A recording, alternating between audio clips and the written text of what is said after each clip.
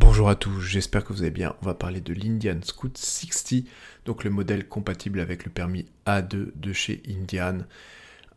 Franchement, une très très belle moto, classique boober, finition standard et limited. On va voir un petit peu la différence, il n'y en a pas tant que ça. Personnellement, je trouve vraiment magnifique les Indian en général. Les designs sont très beaux, les finitions sont plutôt agréables à l'œil. Il n'y a pas de choses qui sont, comment dire, qui vous gâchent la vue quand on regarde même de près, etc. Indian, un peu comme Harley Davidson, des motos très très bien finies, pas souvent très accessibles, même si là en l'occurrence ils ont fait quelques efforts pour ce modèle-là. Donc on va en parler un petit peu plus en détail.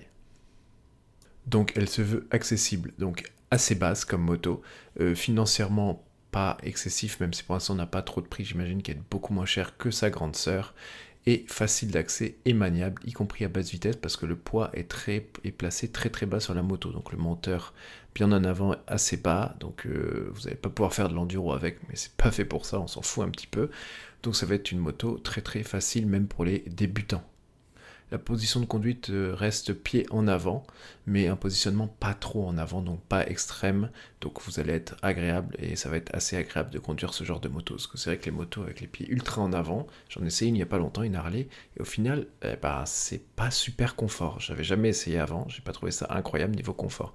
Par contre, c'est vrai que c'était ultra fun, j'ai adoré l'essai de ma Harley, enfin de la Harley. Pour le moteur, on est sur un bicylindre en V, de 999 cm3 qui fait 87 Nm de couple et 85 chevaux, ce qui est bien suffisant. Vous allez avoir de la reprise et tout ça, et bien entendu compatible à 2 pour ceux qui veulent, parce que ça dépasse pas 97,5 chevaux.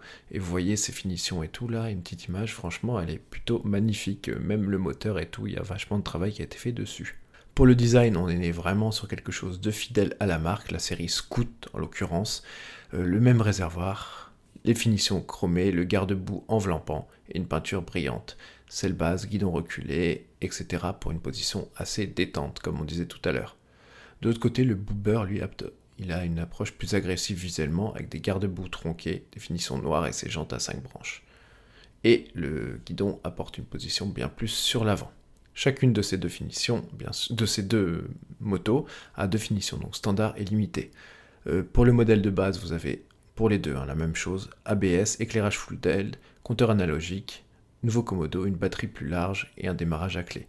Pour la finition limited, vous avez des choses en plus, donc régulateur de vitesse, contrôle de traction, 3 modes de conduite sport, standard et rain, un compteur TFT, un port USB et des badges spécifiques sur le moteur et le cadre. Voilà, c'était tout. Je vous laisse à la prochaine pour une nouvelle vidéo. Bye bye, n'hésitez pas à vous abonner, liker, etc. Merci à ceux qui le feront.